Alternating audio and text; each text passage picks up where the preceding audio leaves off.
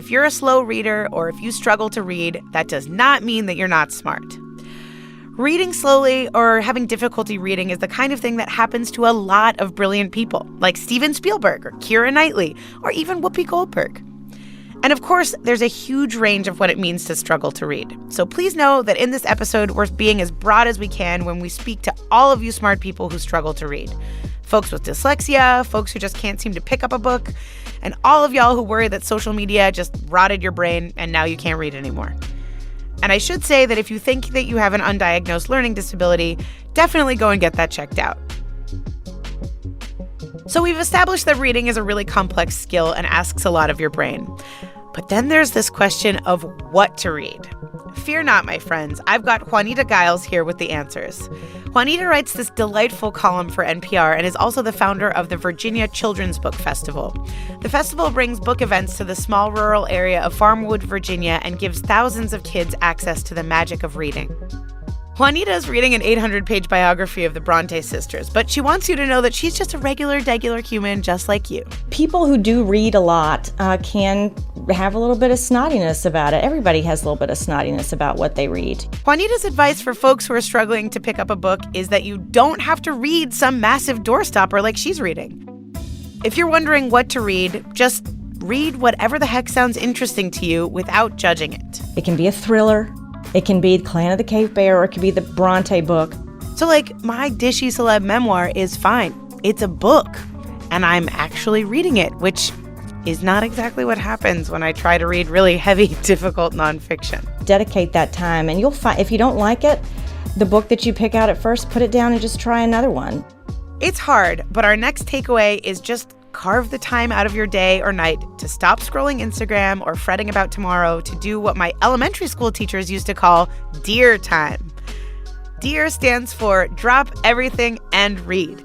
It doesn't matter what.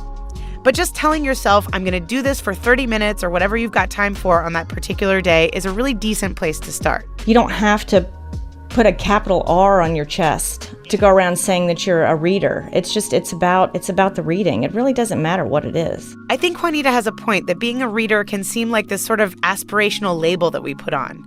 I mean, I was looking at my bookshelf the other day, and there are, I would say, a lot of big, juicy titles on there that I mostly picked up off of Stoops at one point or another. But have I read them all? No, I have not. Do I feel like they say something about me? I absolutely do. That's right, people. You're listening to a hypocrite who collects buzzworthy books but doesn't necessarily read them. You're welcome. If you want to read more, make sure that you have books all over your life. Put them all over the place. Make it available to yourself. That's the other thing. Make books available to yourself and always have one with you. I have an upstairs book and a downstairs book and a car book and a bathroom book and a bathtub book. I have books everywhere. Make them available to you. And pretty soon you'll pick one up and you'll start reading, and then there you go. You're a reader. I think she's spot on. And the one thing that both Juanita and Manju stressed is that you don't necessarily need a paper book. If your eyes are having trouble taking in books, try an audiobook, or even use a program for text-to-speech. I think sometimes it can be easy to get caught thinking that 2-pound hardcover you've been dragging around is your reading burden to bear. But the truth is, if you scavenger hunt your books and bury them in all of the corners of your life, in your phone and on your e-reader and all over, you will be more likely to make time for those pages. So now that there are books all over your house and all over your car and all over your bathroom or wherever, we're going to talk about how you can read them, regardless of why reading is difficult for you. We have some useful strategies from Dr. Manju Banerjee that are rooted in neuroscience that I think can help all of us. She recommended a 4-step strategy that is our final takeaway. Step 1 is called preview reading or pre-reading. So preview reading is you basically look over how many pages, make a decision. I have only 20 minutes. I'm going to do the first 5 pages, and then make some decisions. So you take in the general amount of what you have to read, and you assess how much time you have. The next step is called gist reading, which I'll give you the gist of. It's basically where you skim everything that you've got and you get a sense for it. I remember my mom taught me this smart trick about skimming when I was really intimidated in elementary school, which is to look out for numbers and bolded words and any titles that sort of move your eyes over the page. Then you get to number 3, which is strategic reading. And strategic reading is where now you're looking to gather that information to really what we call content acquisition. And there you read slower, and you can read continue to read the sentences as long as you don't get lost.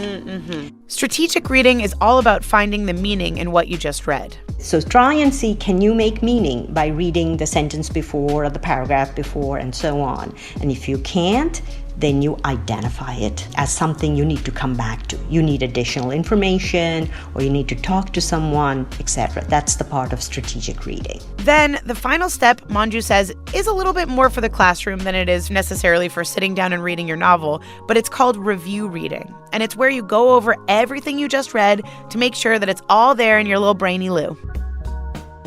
So these 4 steps, pre-reading, gist reading, strategic reading, and review reading, are the way to get those words from the page to stick in your head.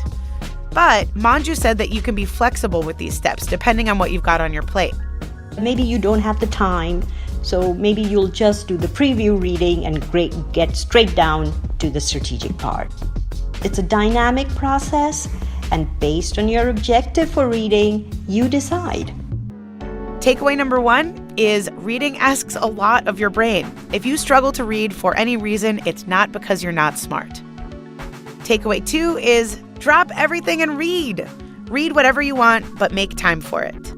Takeaway 3 is if you want to read more, make sure you have books all over your life. Takeaway 4 is a little Russian nesting doll of advice.